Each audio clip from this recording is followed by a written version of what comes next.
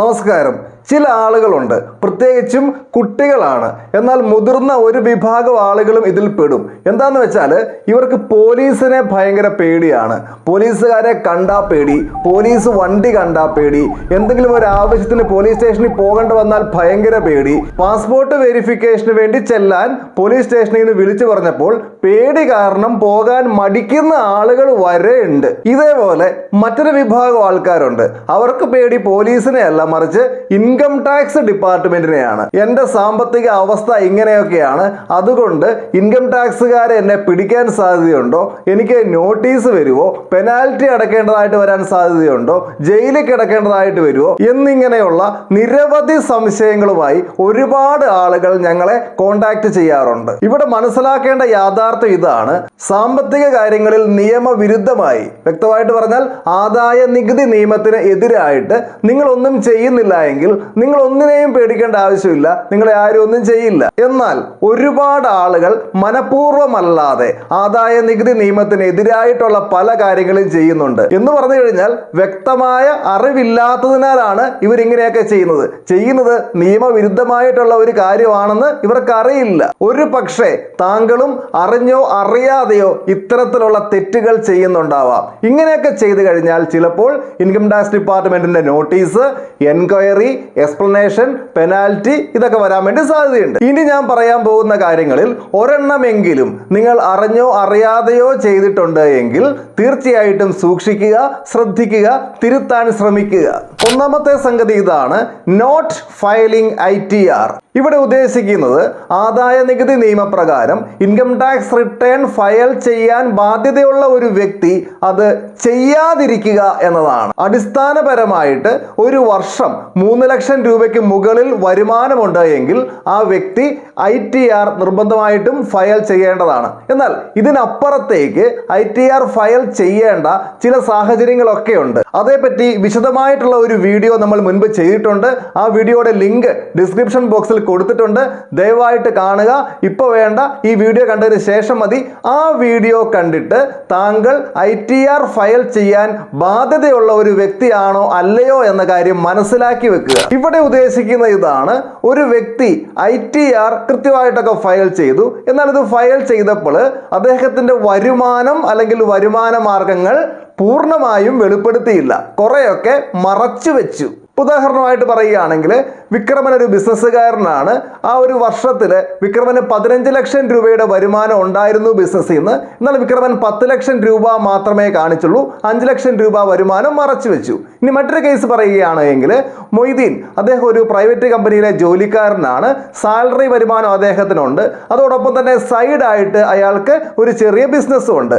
ITR file ചെയ്തപ്പോൾ വരുമാനമായിട്ട് അദ്ദേഹം salary മാത്രമേ കാണിച്ചുള്ളൂ, ബിസിനസ്സിൽ നിന്ന് കിട്ടുന്ന വരുമാനം അദ്ദേഹം വെളിപ്പെടുത്തിയില്ല. ഇനി മറ്റൊരു ഉദാഹരണം കൂടെ പറയാം. ഒരു വ്യക്തി അദ്ദേഹത്തിന്റെ കൈവശം ഉണ്ടായിരുന്ന ഒരു ലാൻഡ് പ്രോപ്പർട്ടി വിറ്റപ്പോൾ അദ്ദേഹത്തിന് ലാഭം കിട്ടിയ ലാഭത്തിന്റെ പേരെന്താ? Capital gain.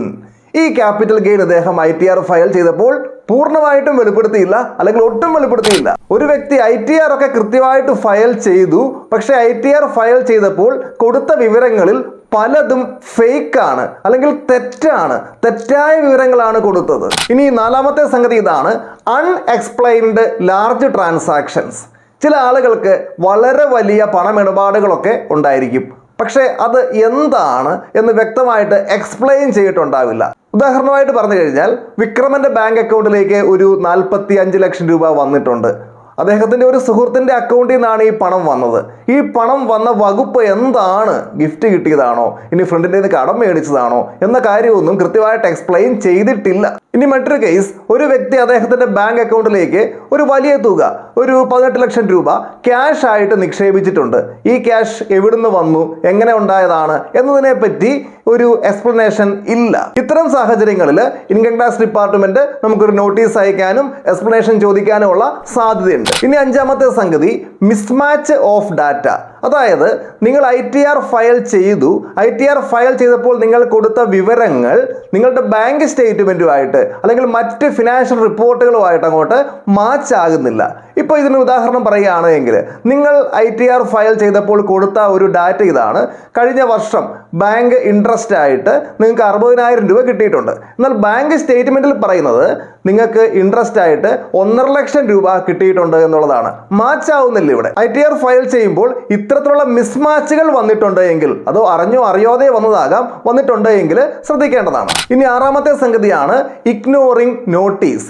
ചില സാഹചര്യങ്ങളിൽ ചില ക്ലാരിഫിക്കേഷൻ ഒക്കെ ചോദിച്ചുകൊണ്ട് ഇൻകം ടാക്സ് ഡിപ്പാർട്ട്മെന്റ് നമുക്ക് പല നോട്ടീസുകളും അയക്കാറുണ്ട്. അപ്പോൾ ചില ആൾക്കാരൊക്കെ എന്ത് ചെയ്യും, ഇങ്ങനെ വരുന്ന നോട്ടീസുകളെ അങ്ങോട്ട് അവഗണിച്ചേക്കും. ഞാൻ ITR ഒക്കെ ഫയൽ ചെയ്തതാണല്ലോ, ഇതൊന്നും എന്നെ ബാധിക്കുന്നതല്ല.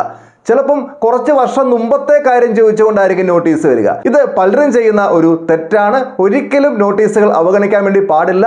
കൃത്യമായിട്ട് മറുപടി കൊടുക്കാൻ ശ്രമിക്കേണ്ടതാണ് എന്നല്ല, കൊടുക്കേണ്ടതാണ്. നമ്മളിപ്പോൾ ഇവിടെ 6 കാര്യങ്ങളെ പറ്റി പറയുകയുണ്ടായി.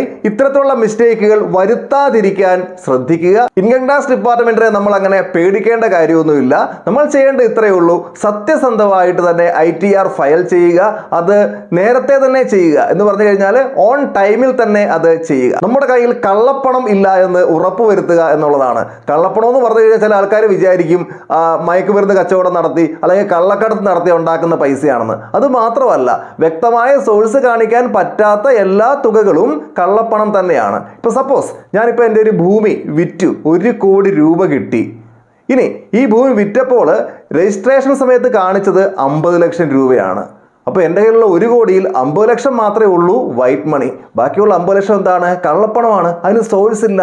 ഇത്തരത്തിലുള്ള സാഹചര്യങ്ങൾ ഇല്ലാണ്ടിരിക്കാൻ വേണ്ടി ശ്രദ്ധിക്കുക. അതുപോലെ IT ഡിപ്പാർട്ട്മെന്റുമായിട്ട് കോപ്പറേറ്റ് ചെയ്യുക. അവർ പല കാര്യങ്ങളും ചോദിച്ചാൽ അതിനൊക്കെ കൃത്യമായിട്ട് മറുപടി കൊടുക്കുക. ഇൻകം ടാക്സ് ഡിപ്പാർട്ട്മെന്റ് നമ്മുടെ ആരുടെയും ശത്രു ഒന്നും അല്ല എന്ന കാര്യം മനസ്സിലാക്കി വെക്കുക. ഈ ഒരു ഗോൾഡൻ റൂൾ ഓർത്ത് വെക്കുക. Nothing to hide, nothing to fear. ഒന്നും ഒളിക്കാനില്ല എങ്കിൽ ഒന്നും പേടിക്കാനില്ല. ഈ വിഷയവുമായി ബന്ധപ്പെട്ട നിങ്ങളുടെ അഭിപ്രായങ്ങൾ തീർച്ചയായിട്ടും കമന്റ് ചെയ്യുക. മറ്റൊരു ദിവസം മറ്റൊരു വിഷയവുമായി നമുക്ക് വീണ്ടും കണ്ടുമുട്ടാം. എല്ലാവർക്കും നന്ദി.